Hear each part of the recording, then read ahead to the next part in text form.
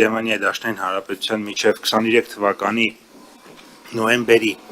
22-ին Երևանում կայացած միջկառավարական բանակցությունները դարձել են ըստ էության այս համաձայնագրի ձևավորման նախահիմքը եւ հաջորդ միջկառավարական հանձնաժողովը տեղի ունենալու այս ամսվա վերջին Բերլինում, որտեղ արդեն հուսով ենք, որ կամփոփենք, կավարտենք նաեւ նախորդիվ ձեռք բերված բոլոր համաձայնությունների իրականացումը, կարձանագրենք եւ կնախանշենք նոր շրջանի սկիզբ։ Այս քննարկումների ընթացքում հիմնական շեշտադրումը եղել է վերականգնվող էներգետիկայի, էներգոարդյունավետության, մասնագիտական տեխնիկական կրթության, ջրային ենթակառուցվածքների բարելավման,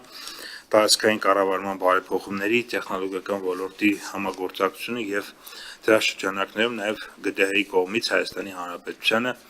տեխնիկական եւ ֆինանսական աջակցության տրամադրումը։ Բանակցությունների արդյունքում ԳԴՀ-ի կողմից Հայաստանի Հանրապետությանը կտրամադրվի 84.6 միլիոն եվրոյի դրամաշնորհ եւ վարկ, մասնավորապես 69 միլիոն վարկ է եւ 69 միլիոն մի համաձայնագիր է, որի մեջ 3 միլիոնը ուրեմն դրամաշնորհ է, 66 միլիոնը վարկ եւ 15.6 միլիոն տեխնիկական համաձայնագրով արդեն դրամաշնորհներ են տրամադրվելու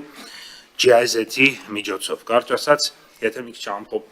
կարճ ներկայացնենք, IFW-ն տրամադրում է վարկեր, GIZ-ը դրամաշնորհային միջոցներով խորհրդատվություն, աջակցություն, որպեսզի այդ վարկերը արդյունավետ իրագործվեն։